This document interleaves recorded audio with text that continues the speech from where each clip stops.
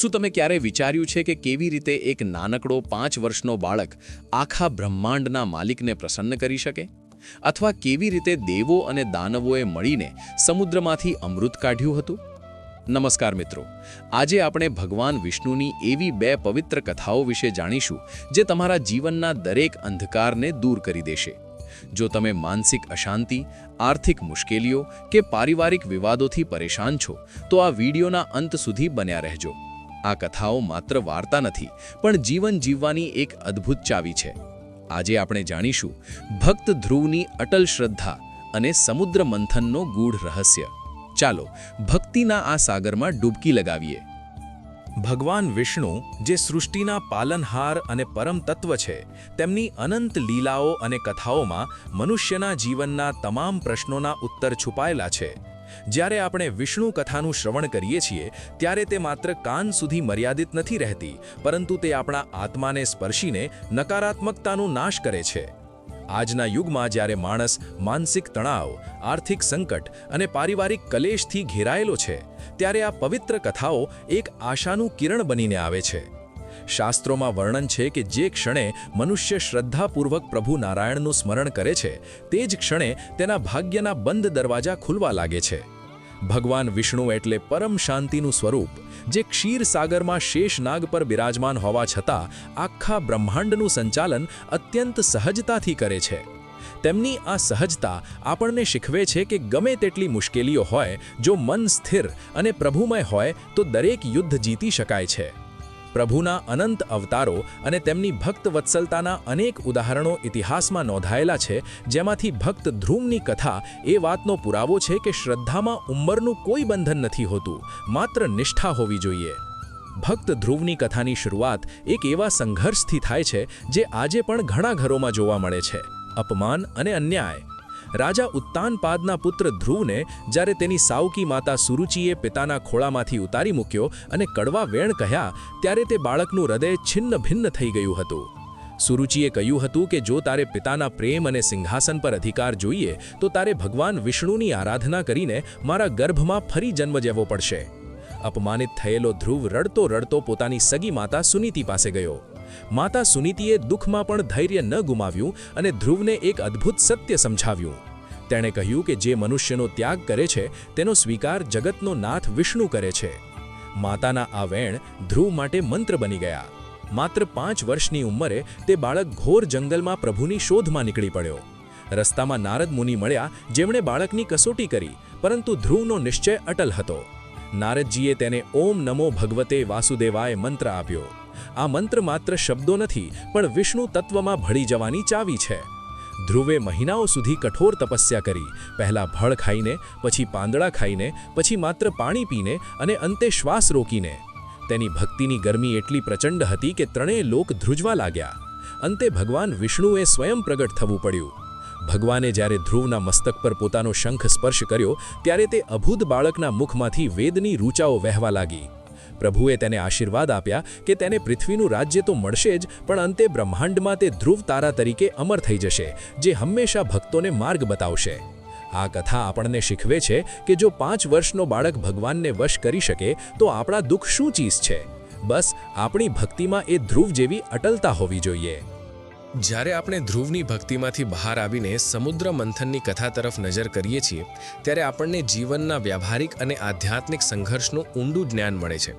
સમુદ્ર મંથને માત્ર દેવો અને દાનવો વચ્ચેની ખેંચતાળ નથી, પણ તે આપણા મનની અંદર ચાલતા સદ્ગુણો અને દુર્ગુણો વચ્ચેના યુદ્ધનું પ્રતીક છે. એક સમય એવો આવ્યો જ્યારે દુર્વાસા ઋષિના શ્રાપને કારણે દેવો શ્રીહીન થઈ ગયા, તેમની શક્તિ ક્ષીણ થઈ ગઈ અને લક્ષ્મીજી સમુદ્રમાં વિલીન થઈ ગયા. ત્યારે ભગવાન વિષ્ણુએ રસ્તો બતાવ્યો કે સમુદ્રનું મંથન કરો, જેથી અમૃત પ્રાપ્ત થાય. આ કથામાં ભગવાન વિષ્ણુએ કુર્મ અથવા કાચબા અવતાર ધારણ કર્યો, કારણ કે મંથન માટે જે મંદરાચલ પર્વતનો ઉપયોગ થયો હતો, તેને આધાર આપવા માટે પ્રભુએ પોતાની પીઠ પર પર્વત ધારણ કર્યો. આ દ્રશ્ય આપણને સમજાવે છે કે જ્યારે આપણે જીવનમાં કોઈ મોટું કાર્ય શરૂ કરીએ છીએ, ત્યારે પ્રભુ પોતે આપણો આધાર બને છે. મંથન શરૂ થયું અને સૌથી પહેલાં હલાહલ ઝેર નીકળ્યું. આ ઝેર જોઈને દેવો અને દાનવો ગભરાઈ ગયા. આ ઝેર એટલે જીવનના કષ્ટો અને નકારાત્મકતા. ભગવાન શિવે તે ઝેર પી લીધું, જે આપણને શીખવે છે કે સફળતા પહેલાં મુસીબતો આવશે જ, તેને સહન કરવાની શક્તિ કેળવવી પડશે. મંથન ચાલુ રહ્યું અને તેમાંથી કામધેનુ ગાય, ઐરાવત હાથી, ઉચ્ચૈશ્રવા ઘોડો, કૌસ્તુભમણિ અને કલ્પવૃક્ષ જેવા રત્નો નીકળ્યા. આ તમામ રત્નો ઐશ્વર્યના પ્રતીક છે, પણ દેવોનું લક્ષ્ય તો અમૃત હતું. અંતે સમુદ્રમાંથી દેવી લક્ષ્મી પ્રગટ થયા. સૌંદર્ય અને સમૃદ્ધિના દેવી લક્ષ્મીજીએ પોતે જ ભગવાન વિષ્ણુના ગળામાં વરમાળા પહેરાવીને તેમનો વરણ કર્યો, કારણ કે પ્રભુ વિષ્ણુ વિકાર રહિત અને શાંત છે. આ દ્રશ્ય ખૂબ જ ગહન છે. જે મનુષ્ય શાંત અને ધૈર્યવાન હોય છે, લક્ષ્મીજી સ્વયં તેની પાસે આવે છે. ત્યારબાદ ધન્વંતરી દેવ અમૃત કુંભ લઈને પ્રગટ થયા. અસુરો અમૃત લઈને ભાગ્યા, ત્યારે વિષ્ણુ ભગવાને મોહિની રૂપ ધારણ કર્યું. પ્રભુનું આ મનમોહક સ્વરૂપ અસુરોને માયામાં નાખવા માટે હતું. ભગવાને અસુરોને મોહિત કર્યા અને દેવોને અમૃત પીવડાવી તેમને અમર કરી દીધા.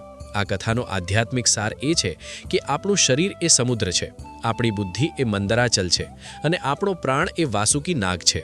જ્યારે આપણે જ્ઞાન અને ભક્તિથી આપણા અંતરાત્માનું મંથન કરીએ છીએ, ત્યારે પહેલાં ખરાબ વિચારોનું ઝેર નીકળે છે અને અંતે ભક્તિનું અમૃત પ્રાપ્ત થાય છે.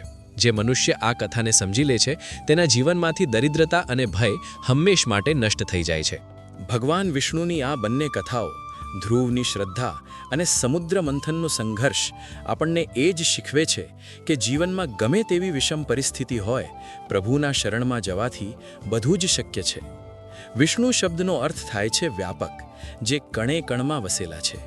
જ્યારે આપણે કહીએ છીએ કે બધા દુઃખ ખતમ, ત્યારે તેનો અર્થ એ છે કે ભક્તિ આપણને એ માનસિક તાકાત આપે છે કે દુઃખ આપણને સ્પર્શી શકતું નથી.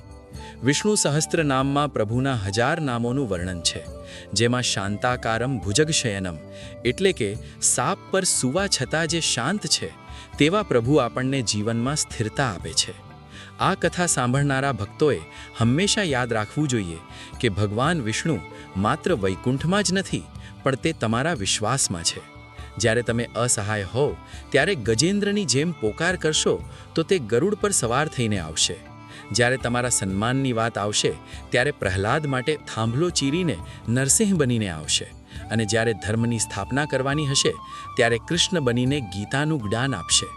આ કથાઓનું સાતત્ય જાળવી રાખવા માટે અને પ્રભુની કૃપા મેળવવા માટે મનુષ્યએ પોતાના આચરણમાં સત્ય, દયા અને દાન ઉતારવા જોઈએ. જે લોકો આર્થિક તંગીથી જજુમી રહ્યા છે, તેમણે લક્ષ્મીપતિ વિષ્ણુની કથા સાંભળ્યા પછી મનમાં એવો દ્રઢ ભાવ રાખવો જોઈએ કે પ્રભુ મારા પાલનહાર છે, તે મારો હાથ ક્યારેય નહીં છોડે. વિષ્ણુ પુરાણ મુજબ કળિયુગમાં માત્ર હરિનામ સ્મરણ કરવાથી જ મોક્ષ મળી જાય છે. જીવન પાર થવાનો અર્થ માત્ર મૃત્યુ પછીની ગતિ નથી, પણ જીવતે જીવ શાંતિ અને સંતોષ મેળવવો એ પણ છે. જે વ્યક્તિ વિષ્ણુ કથામાં મન પરોવે છે, તેના ઘરમાંથી નકારાત્મક ઊર્જા, વાસ્તુદોષ અને પિતૃદોષ જેવી સમસ્યાઓ ધીરે ધીરે દૂર થવા લાગે છે. આ કથાઓ આપણને જોડે છે, આપણને પ્રેમ અને ક્ષમા શીખવે છે. ધ્રુવે જે રીતે પોતાની સાવકી માતાને પણ માફ કરી દીધી અને પ્રભુ પાસે માત્ર ભક્તિ માગી, તે આપણને અહંકાર ત્યજવાનો સંદેશ આપે છે. સમુદ્ર મંથનમાં જ્યારે દેવો થાકી ગયા હતા, ત્યારે પ્રભુએ તેમને ફરીથી ઉત્સાહિત કર્યા હતા. તેમ આ કથા પણ આપણને જીવનના સંઘર્ષોમાં ફરીથી ઊભા થવાની પ્રેરણા આપે છે. તેથી હે ભક્તો, ભગવાન વિષ્ણુના આ પવિત્ર ચરિત્રને તમારા હૃદયમાં સ્થાન આપો. દરરોજ સવારે ઉઠીને પ્રભુના 10 અવતારોનું સ્મરણ કરો. જે રીતે સૂર્ય ઉગતા અંધકાર દૂર થાય છે, તેમ પ્રભુના નામથી અજ્ઞાનતાનો નાશ થાય છે. વિષ્ણુ કથા એ ભવસાગરની નૌકા છે. તેમાં બેસીને તમે સંસારની તમામ મુસીબતોને હસતા મુખે પાર કરી શકશો. તમારી શ્રદ્ધા જ તમારી સૌથી મોટી સંપત્તિ છે. હંમેશા યાદ રાખજો કે ભગવાન વિષ્ણુ ક્યારેય પણ પોતાના ભક્તને પરાજિત થવા દેતા નથી, જો ભક્તનો રસ્તો ધર્મનો હોય. આ કથાનો સાર એ જ છે કે મુસીબતો આવશે, પણ નારાયણનું નામ લેનારની નૌકા ક્યારેય નહીં ડૂબે. ભક્ત ધ્રુવની જેમ અટલ બનો અને સમુદ્ર મંથન જેવો પરિશ્રમ કરો. સફળતાનું અમૃત તમારા કદમોમાં હશે. આ કથા સાંભળ્યા પછી તમારા મનમાં એક નવી ઊર્જાનો સંચાર થશે, જે તમને તમારા ધ્યેય સુધી પહોંચાડશે. પ્રભુ વિષ્ણુ સર્વનું કલ્યાણ કરે, સર્વને સુખ, સમૃદ્ધિ અને પરમ શાંતિ અર્પે, એવી જ પ્રાર્થના. પ્રભુના ચરણોમાં શરણાગતિ એ જ સુખી જીવનનું રહસ્ય છે. આ અનંત કથાનો પ્રવાહ હંમેશા તમારા જીવનમાં વહેતો રહે અને તમને સત્યના માર્ગે દોરતો રહે. જય શ્રી હરિ, જય લક્ષ્મી નારાયણ. જીવનના તમામ દુઃખોનો અંત લાવનાર વિષ્ણુ ભગવાનની જય. ભગવાન વિષ્ણુની લીલાઓ તો અનંત છે અને જે કોઈ આ લીલાઓનું ગાન કરે છે તે પરમ ગતિને પ્રાપ્ત કરે છે. મિત્રો, આ બે કથાઓ સાંભળ્યા પછી તમને શું લાગે છે? શું આપણને પણ ધ્રુવ જેવો અતૂટ વિશ્વાસ અને સમુદ્ર મંથન જેવી ધીરજની જરૂર નથી? કોમેન્ટ કરો. જો તમને આ કથાઓ ગમી હોય તો નીચે કોમેન્ટમાં જય હો પાલનહાર લખવાનું ભૂલશો નહીં. લાઈક અને શેર. આ વિડીયોને તમારા પરિવાર અને મિત્રો સાથે શેર કરો, જેથી તેમના જીવનમાં પણ ભક્તિનો પ્રકાશ ફેલાય. ભગવાન વિષ્ણુની આ કથાઓનું શ્રવણ માત્રથી મન પવિત્ર થાય છે. જે ઘરમાં આ કથા ગુંજે છે ત્યાં આર્થિક સંકટ ક્યારેય નથી આવતું. ભગવાન વિષ્ણુના આશીર્વાદ મેળવવા માટે દરરોજ ઓમ નમો ભગવતે વાસુદેવાયનો 108 વાર જાપ કરો. યાદ રાખજો, તમે એકલા નથી, જગતના નાથ તમારી સાથે છે. જો તમને આ કથા પસંદ આવી હોય તો અમારી ચેનલને સબસ્ક્રાઇબ કરો અને બેલ આઇકન દબાવો, જેથી આગામી પવિત્ર કથાઓ તમારા સુધી સૌથી પહેલા પહોંચે. ભગવાન વિષ્ણુ તમારી દરેક મનોકામના પૂર્ણ કરે અને તમારા બધા દુઃખ દૂર કરે એવી પ્રાર્થના. જય શ્રી હરિ.